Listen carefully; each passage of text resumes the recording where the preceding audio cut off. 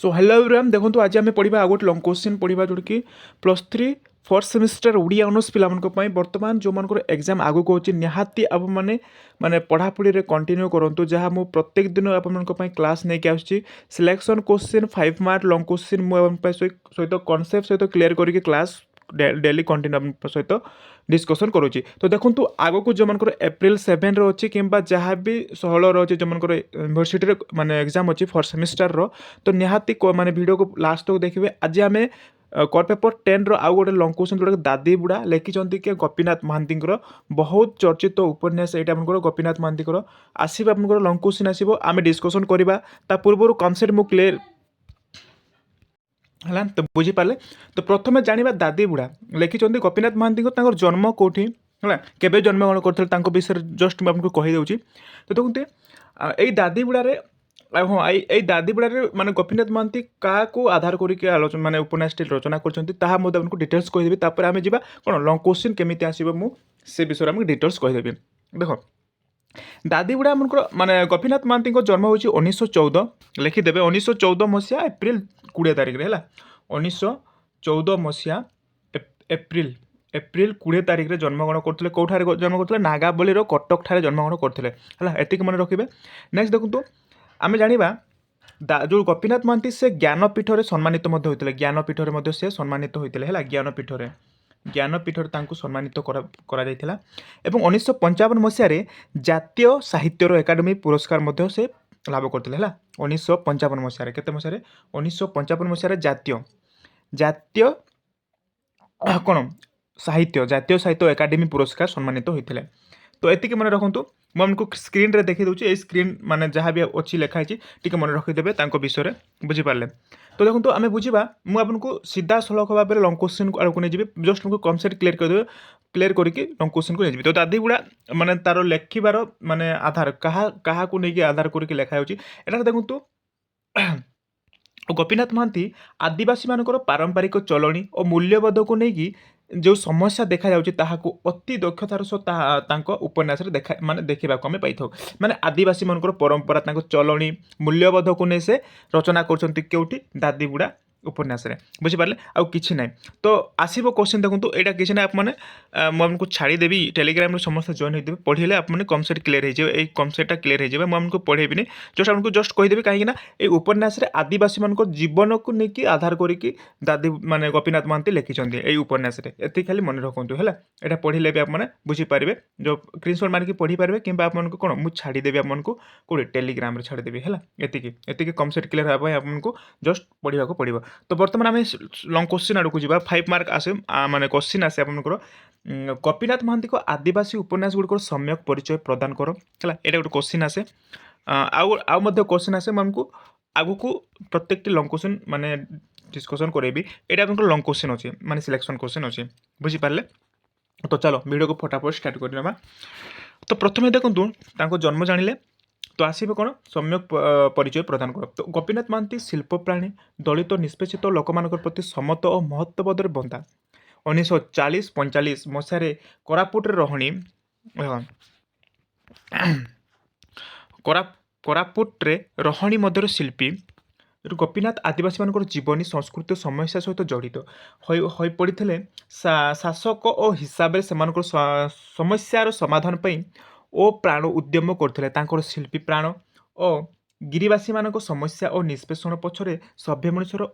अदेखा हाथ किपरि काम कर चली ताहार संधान नेला तो शासक गोपीनाथ को अनुभूति शिल्पी गोपीनाथ को आत्मारे सिंहरण सृष्टि कर उड़िया साहित्य को रुद्धिमंत कर गोपीनाथ महांती तो शासकर दृष्टि आदिवासी मान न देखी से शोषित आदिवासी दल सह जो सामिल हो गले से संस्कृति सभ्यतार मूल स्वर और सह परिचित हेले और आदिवासी मान जीवन भाषा और समस्या है अनुभूति और सिद्ध घटना है कहीं गोपीनाथ महांती आदिवासी मान सहित जोड़िकी माने केमिति भाव माने चाली चलणी आचार यही सब माने से साम्यक भाव में से रचना करपन्यास तो ये आप सीधा सलख जाना आदिवासी मान निबिड़तार फलस्वरूप लेखा गुड़िक दादी बुढ़ा है कौन कौन से लिखिं मन रखिए 1940 मसीह लिखिं दादी बुढ़ा परजा लिखिं 1945 अमृतर संतान लिखिं 1949 एवं ଦେଖନ୍ତୁ ଶିବ ଭାଇ ଲେଖିଛନ୍ତି 1958 ଏବଂ ଅପହଞ୍ଚ 1961 ମସିହାରେ ଲେଖିଛନ୍ତି କଳାକୃତି ଭାବେ ଆତ୍ମପ୍ରକାଶ କଳା। ଏଇ ସବୁ ତାଙ୍କର ସମ୍ୟକ ମାନେ ତାଙ୍କର ଉପନ୍ୟାସ ଗୁଡ଼ିକ ଆଦିବାସୀ ମାନଙ୍କର ଭାଷାକୁ ଭିତ୍ତି କରି ଗୋପୀନାଥ କୁଭିକନ୍ଦ ଭାଷାତତ୍ତ୍ୱ 1956 ହେଲା 1956 ରଚନା କରୁଛନ୍ତି। ଏଇସବୁ ସେ ବହୁତ ଗୁଡ଼ାଏ ମାନେ ଉପନ୍ୟାସ ଗୁଡ଼ିକ ଲେଖିଛନ୍ତି। ତ ଭାଷା ଆଲୋଚନା ମାଧ୍ୟମରେ ସେ ଆଦିବାସୀମାନଙ୍କର ସଂସ୍କୃତିର ଅନ୍ତରଙ୍ଗ ଓ ବହିରଙ୍ଗର ପରିଚୟ ପାଇଛନ୍ତି। କାରଣ ଭାଷା ସଂସ୍କୃତିର ଅଙ୍ଗ ଓ ପୁଣି ସଂସ୍କୃତିର ବାହକ ସଂସ୍କୃତିରେ ବିଭିନ୍ନ ବିଭବ ପରି ଭାଷା ମଧ୍ୟ ପରମ୍ପରା ଗୋଟିଏ ପୁରୁଷରୁ ଅନ୍ୟ ପୁରୁଷକୁ ଆସେ। ପୁଣି ସଂସ୍କୃତିର ବିଭିନ୍ନ ବିଭାବ ଭାଷା ହେଲା ପୁଣି ସଂସ୍କୃତିର ବିଭାବ ଭାଷା ମାଧ୍ୟମରେ ହିଁ ଗୋଟିଏ ପୁରୁଷରୁ ଅନ୍ୟ ପୁରୁଷ ଆସିଥାଏ। ତ ଏଇ ଦୃଷ୍ଟିରୁ ବିଚାରିଲେ ଉଭୟ ନୃତତ୍ତ୍ୱ କିମ୍ବା ସମାଜ ତତ୍ତ୍ୱ ସଞ୍ଚାର ବିଜ୍ଞାନ ସହିତ ଭାଷାର ଏକାକାଳୀନ ସମ୍ବନ୍ଧ। ତ ସମାଜ ବିଜ୍ଞାନ ଛାତ୍ର ଭାଷା ଜ୍ଞାନ ଓ ବ୍ୟତୀତ କୌଣସି ସମାଜର ଗୋଷ୍ଠୀ ବର୍ଣ୍ଣନାତ୍ମକ ବିବରଣୀ ଲେଖିବାକୁ ସ୍ପର୍ଦ୍ଧା କରିବାକୁ ଅସମ୍ଭବ। ତ ଔପନ୍ୟାସିକ ଗୋପୀନାଥ ମହାନ୍ତି କହିଛନ୍ତି କ'ଣ କହିଛନ୍ତି ଆଦିବାସୀମାନଙ୍କ ଆଡ଼କୁ ପ୍ରଥମେ ମୋ ଅନ୍ତର ଅଟାରି ହୋଇଯାଇଥିଲା ହେଲା। କ'ଣ କହୁଛନ୍ତି ଆଦିବାସୀମାନଙ୍କ ଆଡ଼କୁ ପ୍ରଥମେ ତାଙ୍କର କ'ଣ ଅନ୍ତର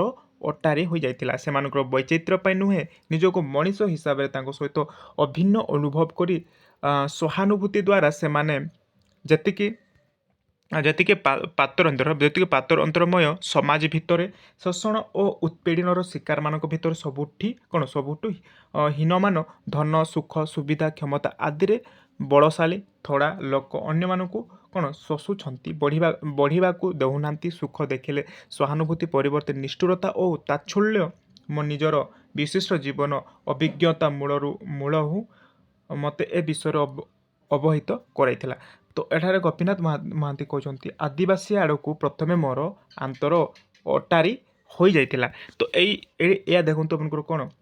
ମାନେ ଗୋପୀନାଥ ମହାନ୍ତି ଦାଦିବୁଡ଼ା ଲେଖିଛନ୍ତି ପରଜାମାନଙ୍କର ଯେଉଁମାନଙ୍କର ନିରୀହ ମାନେ ଆଦିବାସୀମାନଙ୍କର ଜୀବନକୁ ଶୈଳୀକୁ ସେ ନେଇକି ପ୍ରଥମେ ଲେଖିଛନ୍ତି। ପ୍ରଥମେ ଆମେ ପଢ଼ିଲେ ପ୍ରଥମେ କ'ଣ କୋରାପୁଟ ଏରିଆ ବୋଲି ଗୋଟେ ଜାଗା ଯେଉଁଟାକି ରହଣି ମଧ୍ୟରେ ଶିଳ୍ପୀ ଅଛି ହେଲା। ଏଇଠି କ'ଣ ଗୋପୀନାଥ ମହାନ୍ତି ଆଦିବାସୀଙ୍କ ଜୀବନ ସଂସ୍କୃତି ବିଷୟରେ ପ୍ରତ୍ୟେକଟି ତାଙ୍କର ଚାଲିଚଳନ କେମିତି ସେ ଜାଣିପାରିଲେ। ତାପରେ ତାଙ୍କର ଉପନ୍ୟାସ ଗୁଡ଼ିକ ଏପରି ଲେଖିଲେ। ଯଦି କୋଶ୍ଚିନ୍ ଆସିବ ତାହେଲେ ଦେଖନ୍ତୁ ଗୋପୀନାଥ ମହାନ୍ତିଙ୍କର ଆଦିବାସୀ ଉପନ୍ୟାସ ଗୁଡ଼ିକ ସମ୍ୟକ ପରିଚୟ ପ୍ରଦାନ କର ଲେଖିବେ 5 ମାର୍କର ତାଙ୍କର କ'ଣ ସବୁ କୃତି ସେ ଲେଖିଛନ୍ତି ଏହା ମଧ୍ୟ ଲେଖିଦେବେ ବୁଝିପାରିଲେ। ତ ଏତିକି ଦେଖନ୍ତୁ 5 ମାର୍କ ଯଦି ଆସୁଛି ତାହେଲେ ଲେଖିବେ। ଆଉ ଗୋପୀନାଥଙ୍କର ଷଷ୍ଠା ମାନସର ପରିଚୟ ଏଇଟା ମୁଁ ଯାହା ପଢ଼େଇଲି ସେଇଟା ସେମ୍ ଅଛି ହେଲା। ତ ପରବର୍ତ୍ତୀ କ୍ଲାସ୍ରେ ଆମେ କ'ଣ କରିବା ଲଙ୍ଗ୍ କୋଶ୍ଚିନ୍ କେମିତି ଆସିବ ଆଉ ଗୋଟେ ଲଙ୍ଗ୍ କୋଶ୍ଚିନ୍ ପଢ଼ିବା। ଏଇଟା 5 ମାର୍କର ଆସିବ ହେଲା 5 ମାର୍କ ପରବର୍ତ୍ତୀ କ୍ଲାସ୍ରେ ତାର ଲଙ୍ଗ୍ କୋଶ୍ଚିନ୍ ଆଣିବା। ତାପରେ ଅଛି ଆମର କାଲାନ୍ତର ଅଛି ହେଲା। କାଲାନ୍ତର ମଧ୍ୟ ସାରିଦେବା ଯେଉଁଟାକି କର ପେପର୍ 10ର ଏଇଟା ଆପଣଙ୍କର ୟୁନିଟ୍ 2ର ଆମେ ୟୁନିଟ୍ 1ର ପ୍ରତ୍ୟେକଟି ସାରିଛେ ଆପଣ ଯାଇକି ଦେଖିପାରିବେ। ଆଉ କ'ଣ ଯଦି ଡାଉଟ୍ ଅଛି କ'ଣ ଆପଣଙ୍କୁ ଲଙ୍ଗ୍ କୋଶ୍ଚିନ୍ ଦରକାର ତାହେଲେ କମେଣ୍ଟ କରିକି କହିବେ ମୁଁ ଆମକୁ କମେଣ୍ଟ ଅନୁସାରେ ମୁଁ ଆମକୁ ଆଉ ନେକ୍ସଟ ଭିଡ଼ିଓରେ ନେଇକି ଆସିବି ହେଲା। ତ ଆଗକୁ ଯେଉଁମାନଙ୍କର ଏକ୍ଜାମ୍ ଅଛି ନିହାତି ଭାବରେ ପ୍ରତ୍ୟେକଟି କ୍ଲାସ୍ ଆଟେଣ୍ଡ କରନ୍ତୁ ମାନେ ଡେଲି ମୁଁ କ୍ଲାସ୍ କରୁଛି ଗୋଟିଏ ହେଲା। ତ ଆମେ ପ୍ରାୟ 8, 9, 10 8ର ଏବଂ 9ର ମଧ୍ୟ ମୁଁ କିଛିଟା ଭିଡ଼ିଓ ଛାଡ଼ିଛି ଲଙ୍ଗ୍ କୋଶ୍ଚିନ୍। ତ ଆପଣ ଦେଖିଦେବେ ଆଉ ସର୍ଟ କୋଶ୍ଚିନ୍ ପାଇଁ ମଧ୍ୟ ଆପଣ ଚିନ୍ତା କରନ୍ତୁ। ସର୍ଟ କୋଶ୍ଚିନ୍ ପ୍ରତ୍ୟେକ ଦିନ ଆମେ ପ୍ରାକ୍ଟିସ୍ କରିବା ହେଲା 2 ମାର୍କ 5 ମାର୍କ ଯେଉଁଟାକି ଆପଣଙ୍କର 1 ମାର୍କ ହେଲା ପ୍ରାକ୍ଟିସ୍ କରିବା। ଆଉ ଅଳ୍ପ ଦିନ ଅଛି ଆପଣଙ୍କ ପାଇଁ ମାନେ ହାତରେ ଆଉ ସମୟ ନାହିଁ ତେଣୁକରି ଆମେ ଧୀରେ ଧୀରେ କରି ଯେତେ ମାନେ ହେଉଛି ଆମେ ଯିବା ବୁଝିପାରିଲେ। ତ ଦେଖନ୍ତୁ ଆଜି ପାଇଁ ଏତିକି ତ ଗୋଟେ ଲଙ୍ଗ୍ କୋଶ୍ଚିନ୍ ଆମେ ପଢ଼ିଲେ ଯେଉଁଟାକି ଦାଦିବୁଡ଼ା ଲେଖିଛନ୍ତି ଗୋପୀନାଥ ମହାନ୍ତି। ଆଶା କରୁଛି ଆପଣଙ୍କୁ କିଛି ମାତ୍ରାରେ ଭିଡ଼ିଓ ଭଲ ଲାଗିଥିବ। ଯଦି ଭିଡ଼ିଓ ଭଲ ଲାଗୁଛି ସମସ୍ତଙ୍କୁ ସେୟାର କରିଦେବେ। ଚ୍ୟାନେଲକୁ ନଆସିଲେ ଚ୍ୟାନେଲକୁ ମଧ୍ୟ ସବସ୍କ୍ରାଇବ୍ କରିଯିବେ। ଆଗକୁ ଆମେ କ୍ଲାସ୍ ଡେଲି କରିବା ହେଲା। ଆଉ କମେଣ୍ଟ କରି କହିବେ ଆଗକୁ ମାନେ ନେକ୍ସଟ କ୍ଲାସ୍ କ'ଣ କରିବି ଆଉ କ'ଣ ଡାଉଟ୍ ରହୁଛି ନିହାତି କମେଣ୍ଟ କରିବେ। ତ ଆଜି ପାଇଁ ଏତିକି ତ ଧନ୍ୟବାଦ।